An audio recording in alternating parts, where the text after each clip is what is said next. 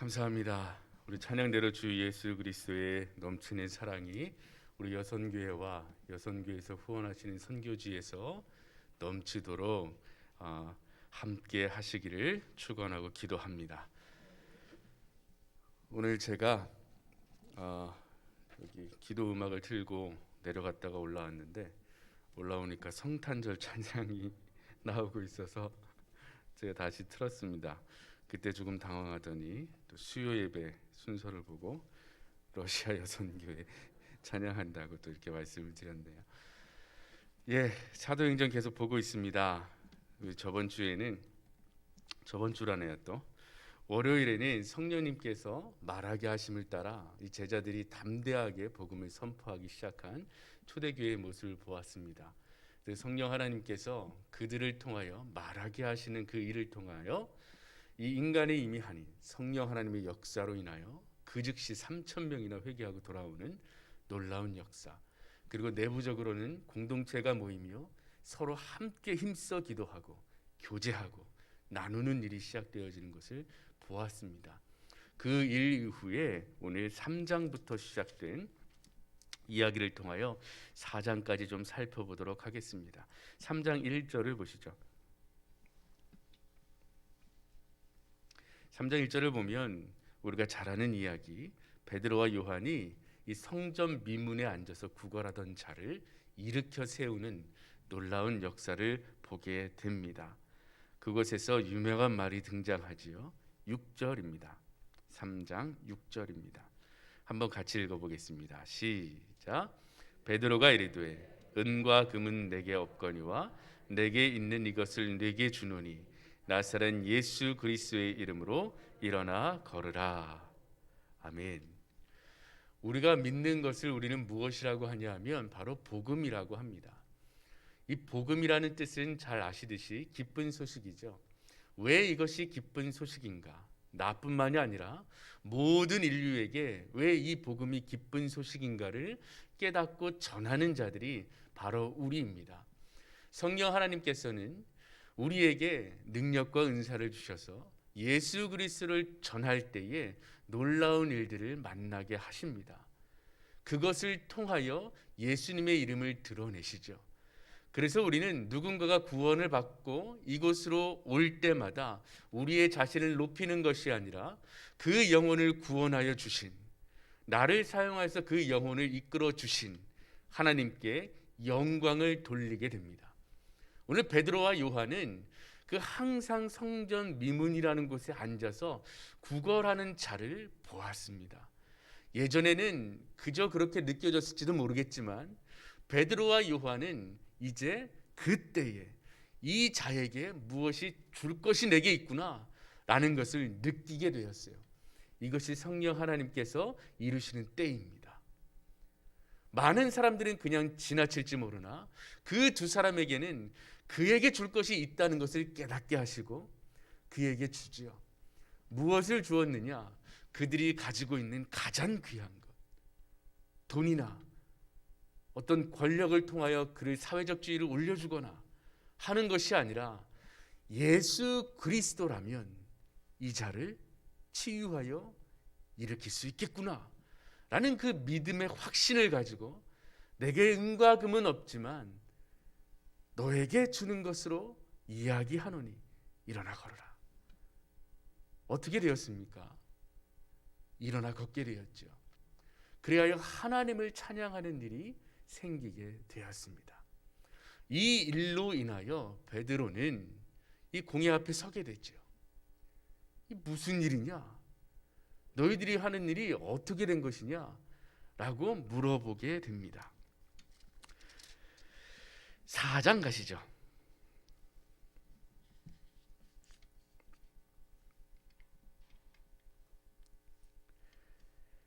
1절부터 3절입니다. 함께 읽겠습니다. 백성에게 말할 때에 제사장들과 성전 맡은 자와 사두개인들이 이르러 예수 안에 죽은 자의 부활이 있다고 백성을 가르치고 전함을 싫어하며 그들을 잡음에 날이 이미 저물었으므로 이튿날까지 가두었으나 말씀을 들은 사람 중에 믿는 자가 많으니 남자의 수가 약 월요일에는 3천이 돌아서는 장면을 보았죠. 그러나 3장 이후에 11절에서는 베드로가 솔로몬의 행각에서 설교하는 것이 나와요. 첫 설교와 거의 비슷합니다. 너희가 죽인 예수 그리스도를 하나님이 살리셨다. 이 이야기가 구약에 예언되어 있었다. 그 일을, 예정되었던 일을 하나님께서 성취하여 내셨다. 그리하니 회개하고 돌아서라 라고 19절, 20절, 3장 19절, 20절에 나옵니다.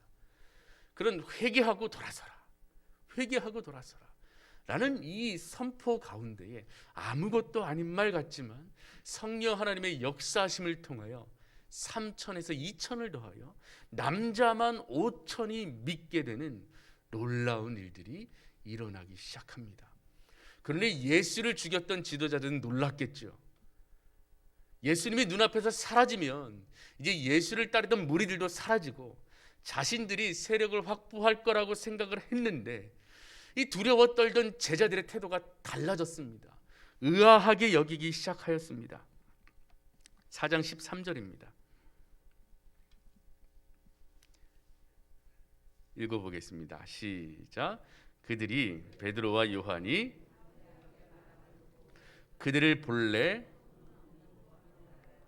이상히 여기며 또 전에 예수와 함께 있던 줄도 알고 라고 되어 있어요.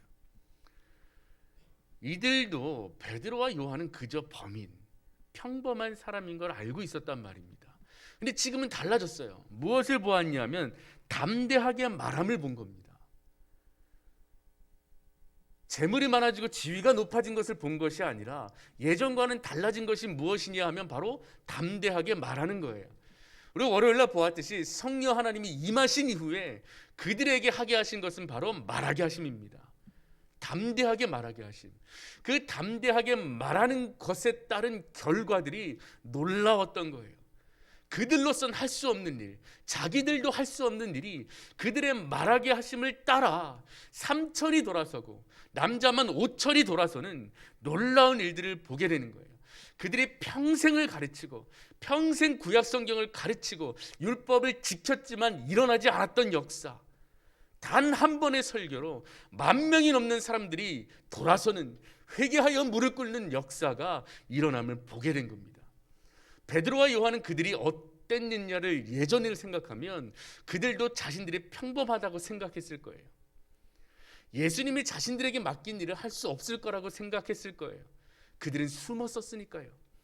베드로는 예수님의 고난의 그 시간에 예수님을 3번이나 부인했으니까요. 자신들이 자신들을 바라볼 때 이 수많은 고난과 핍박을 이겨내고 할 수 있는 일이라고 생각하지 못했던 겁니다. 더군다나 예수님은 죽으셨으니까요. 자신들이 자신들을 봤을 때도 할 수 없던 일이라고 생각됐던 일을 성령 충만함을 받고 나니까 이제 그들이 뭔가 다른 것을 알게 됐어요. 참지 못하는 거예요. 눈에 보이는 것이 달라졌어요. 병자를 고쳐야 되겠고, 내 안에 품고 있는 예수 그리스도를 전해야 되겠고, 아무리 핍박하고 죽이려 한들 이 성령 하나님께서 말하게 하심을 멈출 수 없던 거예요. 그것을 성경은 뭐라고 이야기하냐 하면 바로 담대하게 말함이라고 표현하고 있는 겁니다. 모든 것이 예수 그리스도를 전할 기회였어요. 만나는 사람마다, 그리고 핍박하는 자리마다, 재판의 자리에도 예수 그리스도를 전하는 일을 멈출 수 없었습니다. 그때에 이 자신들을 신문하던 자에게 이야기한 것이 바로 오늘 19절과 20절 우리가 읽은 말씀입니다. 한 번 더 읽어보겠습니다. 4장 19절 20절입니다. 읽겠습니다. 베드로와 요한이 대답하여 이르되 하나님 앞에서 너희의 말을 듣는 것이 하나님의 말씀을 듣는 것보다 옳은가 판단하라. 우리는 보고 들은 것을 말하지 아니할 수 없다 하니. 아멘. 이 말하게 하심을 보았잖아요. 그래서 이 지도자들이 뭐라고 했냐면 18절이에요. 한번 보겠습니다. 시작. 그들을 불러 경고하여 도무지 예수의 이름으로 말하지도 말고 가르치지도 말라 하니. 말하지도 말고 가르치지도 말아라. 누구의 이름으로요? 예수님의 이름으로는 하지도 말아라. 자신들이 감추고 싶은 거죠. 그들이 거짓말로 모의하여 예수님을 죽였으니까요. 근데 그 예수님이 다시 살아났대요. 제자들도 변했어요. 예수님이 다시 살아나셔서 구원자, 메시아 되심을 선포하고 있어요. 그러지 말라고 했어요. 경고하였어요. 어떤 경고였을까요? 너희들이 다시 이러면 또 다시 잡힐 거고 매질을 당할 거며 심지어 죽임을 당할 수 있다 라고 경고했겠죠. 그러나 그들은 이렇게 이야기했어요. 하나님 말을 들으랴 너희 말을 들으랴. 무엇이 옳겠는가 판단해보라. 사람의 말을 들으랴 하나님의 말씀을 들으랴. 너희들도 알지 않느냐. 우리는 보고 들은 것을 말하지 아니할 수 없다 라고 이야기합니다. 그랬더니 21절입니다. 읽겠습니다.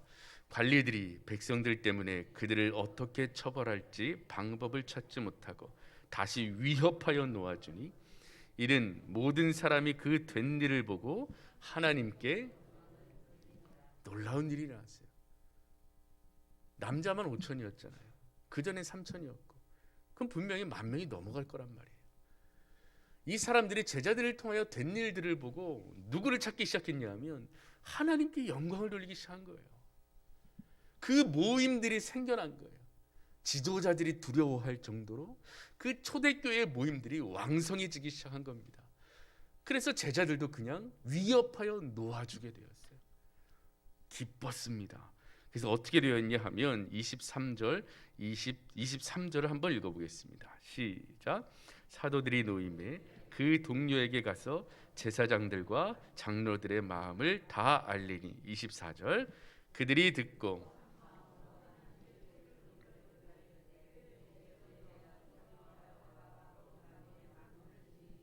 아멘. 그들이 이 일을 다 알리고 기뻤어요. 그들의 능력이 아니라 하나님께 소리를 높여 기도하기 시작했어요. 영광을 돌리기 시작했어요. 그것이 기뻤던 거예요. 하나님의 일하심을 보게 된 것이 그들은 너무나 기뻤던 거예요. 그래서 하나님께 영광을 돌리게 했어요. 창조주 하나님. 25절 이후에는 구약의 성경에 예언된 하나님, 그분이 바로 예수 그리스도시요 죽으시고 다시 살아나셔서 우리와 함께 하시는 하나님이시구나 라는 것을 다시 찬양하며 고백합니다. 28절을 읽어보겠습니다. 시작. 하나님의 권능과 뜻대로 이루려고 예정하신 그것을 행하려고 이 성에 모였나이다. 여기서 이제 그들의 정체성을 찾을 수 있어요. 그들은 그들의 삶을 그저 그렇게 살아가는 자들이 아니라 28절 그대로 우리가 모인 이유는 하나님의 권능과 뜻대로 이루려고 예정하신 그것을 행하려고 모인 자들. 하나님이 예정하고 그들을 통하여 이루려고 하신 것을 행하려고 모인 자들. 그들이 바로 교회라고 고백하고 있는 겁니다. 그럼 이제 우리가 왜 모여 있을까요? 하나님은 왜 우리에게 성령 충만함을 허락하시는 걸까요? 바로 이겁니다. 하나님께서 이 교회를 통하여 그 권능과 뜻대로 행하려고 하신 일을 우리가 행하려고 모이는 겁니다. 그것이 바로 32절과 37절에 나타난 믿는 무리가 한 마음과 한 뜻이 되어 모든 문과를 서로 통용하고 자기 재물을 조금이라도 자기 것이라 하는 이가 하나도 없고 큰 권능으로 주 예수의 부활을 증언하고 그 은혜를 끼치며 가난한 자들이 주변에 없게 하는 일. 놀라운 일들이 일어나기 시작했습니다. 오늘의 제목은 예수님의 이름으로 성령 충만한 사역을 합니다 라는 것이 제목입니다. 성령 충만케 하신 이유, 우리를 이 중앙교회로 불러주신 이유가 오늘 말씀을 통해서 바로 드러나게 되죠. 세상은 오늘 제사장들, 사두개인들, 바리새인들처럼 위협하지요. 예수의 이름으로 말하지 말아라, 기도하지 말아라, 전하지 말아라 라고 이야기하는 세상입니다. 예수님만 신이냐? 다른 신이 얼마나 많은데 너희들은 왜 그렇게 고집을 피우느냐? 관용을 베풀라, 마음을 넓게 가져라, 우리의 말을 수용하고 우리의 말에도 따라야지 라고 이야기합니다. 유혹하지요. 다른 종류의 위협입니다. 예수 그리스도를 말해야 하는데 예수 그리스도를 말하게 하지 못하게 하려는 시도들이 너무나 많습니다. 그러나 오늘 이 고백이 우리의 고백이 되어야 합니다. 우리는 보고 들은 바를 말하지 아니할 수 없습니다. 하나님의 말씀을 들을까요? 당신들의 말씀을 들을까요? 어느 것이 옳은가 판단해 보면 우리는 보고 들은 것을 말하지 아니할 수 없습니다. 라는 믿음의 고백이 우리의 입술을 통하여 담대하게 나가야 합니다. 이를 위하여 우리가 구해야 할 것은 바로 성령 충만함입니다. 주여 충만케 하소서. 우리의 힘으로는 할 수 없는 일이오니 내 안에 거하신 성령 하나님 충만하게 역사하소서.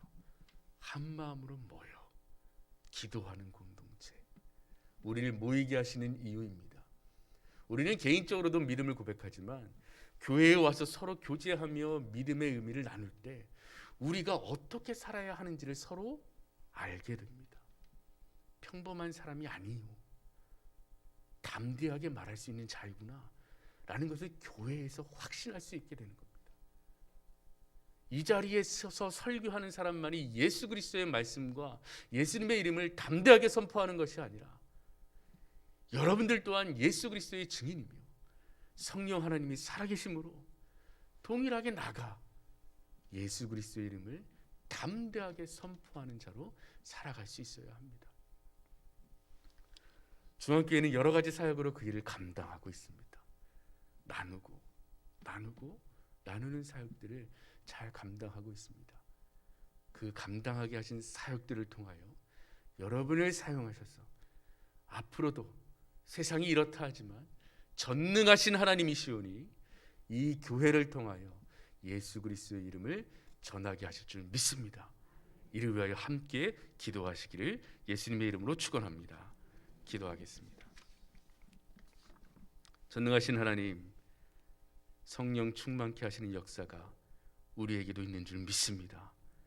예수님은 우리에게 성령 하나님을 보혜사로 주셨고 세상 끝날까지 우리와 함께 하시겠다고 하셨으니 믿음을 더하여 주시옵소서.